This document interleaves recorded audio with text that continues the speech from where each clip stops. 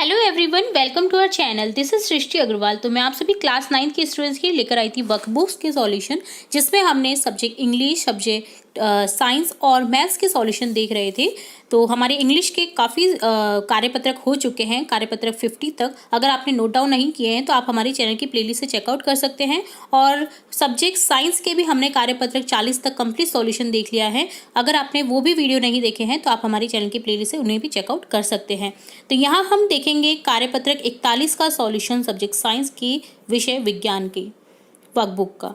तो question first है, निम्न वस्तुओं को उनके बढ़ते वजन के आधार पर 1 से 5 अंक दीजिए। सबसे भारी वस्तु को 5 अंक देना है आपको। तो यहाँ पर कुछ वस्तुएं दी गई हैं, पुस्तक, मेज, पेन, फ्रिज, कागज। तो सबसे भारी वस्तु को आपको 5 अंक देना है। तो देखिए आपको इजीली याद हो जाएगा कि सबसे भारी वस्तु तो है फ्रिज। देन सबसे हल्की वस्तु देखिए 1 है, इसके बाद में आ जाएगा पेन, इसके बाद में आ जाएगी तीसरे नंबर पे पुस्तक, चौथे नंबर पर मेज और 5वें नंबर पर आपका फ्रिज आ जाएगा सबसे भारी। तो 1 से 5 तक आपको इस क्रम में देना है। तो आप अपने वर्कबुक में इससे लिख सकते हैं इस तरह से। ठीक है, नोट डाउन कर लेना है आपको इस आंसर को। नेक्स्ट आगे बढ़ेंगे सेकंड क्वेश्चन की तरफ, जिसमें है, निम्न में से किस वस्तु की अवस्था एक स्थान से दूसरे स्थान में परिवर्तन हम आसानी से कर सकते हैं। याद रखिए, आसानी से करने वाले परिवर्तन को हमें सही का निशान लगाना है। क्या आप दिए गए निष्कर्ष से सहमत हैं? तो देखिए, पहाड़, पेंसिल, आपका घर, स्केल, पुस्तक दी रखी है। तो देखिए आसानी से जो मूव हो सकते हैं एक स्थान से दूसरे स्थान में, आपको उन्हीं के आगे सही का निशान लगाना है। तो आसानी से जो मूव हो सकते हैं वो है पेंसिल, स्केल, पुस्तक।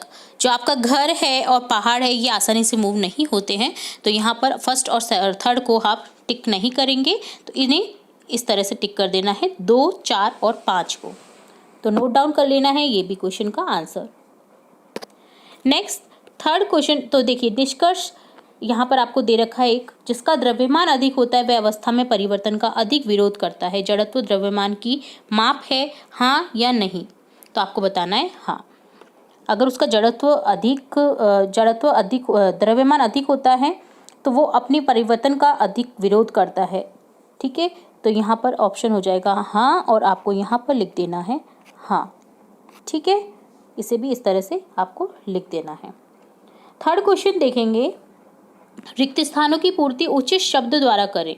प्रत्येक वस्तु अपनी अवस्था में परिवर्तन का विरोध करती है। वस्तु के इस गुण धर्म को क्या कहते हैं?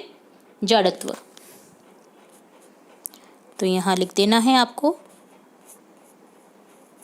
जड़त्व।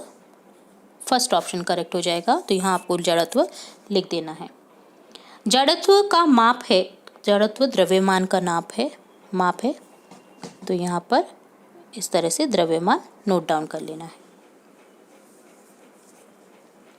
देन है, गतिशील वस्तु भी अवस्था में परिवर्तन का विरोध करती है। हाँ, उसमें भी आपको कहीं ना कहीं जोर तो लगाना ही पड़ेगा। तो ऑप्शन यहाँ पर लिख देंगे हाँ, ये वाला सही हो जाएगा। तो इसे नोट डाउन कर लेना है आपको। नेक्स्ट फोर्थ देखेंगे थर्ड का, खड़ी बस अचानक चलती है तो हम पीछे की ओर किस गुणधर्म के कारण झुक जाते हैं? तो जड़त्व के गुणधर्म के कारण। जड़त्व का नियम जो बता रखा है, इसी के कारण खड़ी बस जब अचानक चलती तो हम पीछे की ओर झुक जाते हैं। चलती हुई बस अचानक रुकती है तो हम आगे की ओर किस गुणधर्म के कारण झुकते हैं? ये भी जड़त्व के कारण ही होता है। मतलब अगर मूवमेंट है कहीं भी, अगर आपको अचानक से दिखाई दे रहा है तो वो जड़त्व का ही गुणधर्म होता है, उसी के कारण मूवमेंट होता है। ठीक है, और ये विरोध भी करता है। ठीक है, न्यूटन की गति का प्रथम नियम जड़त्व पर आधारित है। उचित शब्दों में रिक्त स्थान को भरें। जब कोई वस्तु स्थिर अवस्था में है तो वह स्थिर अवस्था में ही रहेगी जब तक कि उस पर बाह्य बलन नहीं लगा जाए। गतिशील अवस्था में है तो वो गतिशील ही रहेगी जब तक कि उस पर बाह्य बलन नहीं लगाया जाए। तो ये सही है। तो यहाँ पर देखिए, स्थिर अवस्था में तो आ जाएगा गतिशील अवस्था,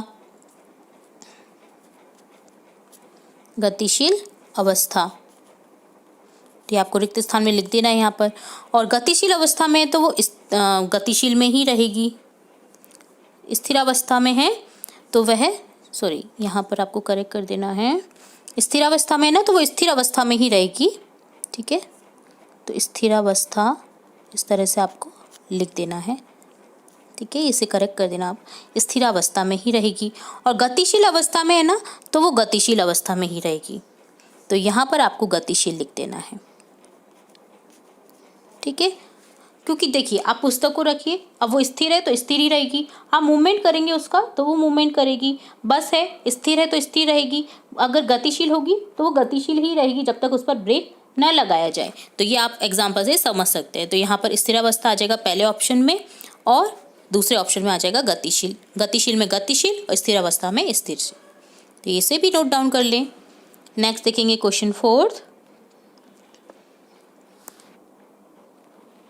यदि किसी वस्तु को स्पर्श कर उसकी अवस्था में परिवर्तन आता है तो उसे संपर्क बल कहते हैं। बिना स्पर्श की अवस्था में परिवर्तन आता है तो उसे असंपर्क बल कहते हैं। दिए गए कथन के आधार पर संपर्क असंपर्क पर सही का चिन्ह लगाएं। जब किसी वस्तु को ऊपर की ओर उछाला जाता है तो वह गुरुत्वाकर्षण बल के कारण नीचे की ओर पुनः लौट आती है। यह बल है, क्या है? असंपर्क बल, क्योंकि असंपर्क बल ऊपर जा रही है वस्तु तो आप संपर्क थोड़ी कर रहे हो उससे, वो अपने आप ही आ रही है नीचे की ओर। तो यहाँ पर देखिए, यहाँ पर आपको टिक कर देना है असंपर्क बल। ठीक है, असंपर्क बल उसके कारण होता है।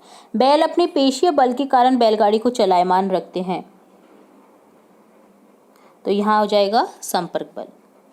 बैलों को जब जो पेशीय बल होता है उसके कारण बैल चलते हैं, बैलगाड़ी जो होती है वो चलती है, तो यहाँ पर संपर्क बल हो जाएगा। तो पहले ऑप्शन में असंपर्क हो जाएगा, इसमें संपर्क हो जाएगा।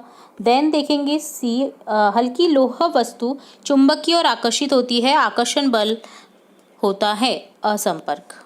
आप संपर्क थोड़ी करते, वो अपने आप ही आकर्षित हो जाते हैं। तो यहाँ पर इस तरह से हो जाएगा असंपर्क। चुंबक के समान ध्रुव एक दूसरे को प्रतिकर्षित करते हैं, प्रतिकर्षण बल होता है, कैसा होता है? असंपर्क। स्टेशन पर खड़ी गाड़ी को धक्का लगाकर गाड़ी को गतिशील अवस्था में लाया जाता है, यह पेशीय बल से संभव है। यह पेशीय बल कैसा होता है? संपर्क बल। जब आप गाड़ी को चालू करेंगे तभी वो चालू होगी, नहीं तो वो स्थिर अवस्था में ही रहेगी। तो यहाँ पर संपर्क बल हो जाएगा। अब 5th क्वेश्चन देखेंगे। गुरुत्वाकर्षण बल, चुंबकीय बल, पेशीय बल, घर्षण बल में से 2 असंपर्क बलों को छांटकर लिखिए। अपने उत्तर की पुष्टि के लिए आवश्यक चित्र बनाइए। तो यहाँ पर मैंने बनाया है चुंबक का चित्र, जिसमें देखिए कौन कौन से बल लगते हैं, चुंबकीय बल और गुरुत्वाकर्षण बल। तो आपको इस तरह से चित्र के द्वारा इसे बना देना है चित्र को। चुंबक का नॉर्थ साइड बता दिया है, एस साइड बता दिया है। तो देखिए एक दूसरे के संपर्क में कब आते हैं वो दिखा देना है, असंपर्क में रहते हैं कब। तो यहाँ पर देखिए, तो पहले में तो आप लिख देंगे चुंबकीय बल,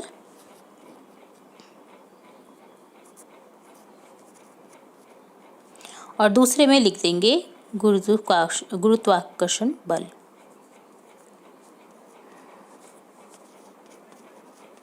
ठीक है, तो इसे आपको लिख देना है, नोट डाउन कर लेना है। तो ये डन होता है आपका कार्यपत्रक 41 का सॉल्यूशन। उम्मीद है आपको सभी क्वेश्चन के आंसर अच्छे से समझ आए होंगे। फिर भी अगर कोई डाउट रहता है तो आप कमेंट बॉक्स में कमेंट करके पूछ सकते हैं। आगे के कार्यपत्रक भी हम जल्द ही देखेंगे, और भी इंपॉर्टेंट वीडियोस आपके एग्जाम से रिलेटेड देखते रहेंगे। तो जुड़े रहे हमारे चैनल के साथ। वीडियो को पूरा देखने के लिए धन्यवाद।